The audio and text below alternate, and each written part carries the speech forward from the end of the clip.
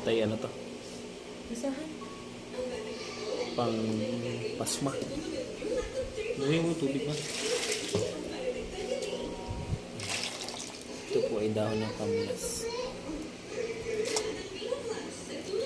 Gamot sa pasmadong paa at kamay. Tig-isa kami ni Mrs. yan. Lagyan natin pwede pala na. Init na. Init na. Nabigay mo pa sa akin.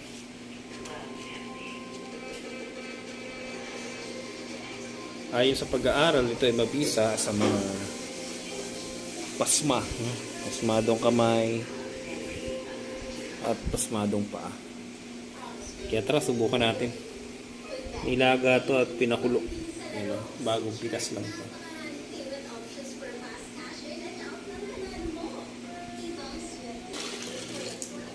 Hindi kinaya yung init. Kaya nagdadag tayo ng tubig. Init pa rin. Ayan na. Masarap na yun. Baka mamano yung ating balat.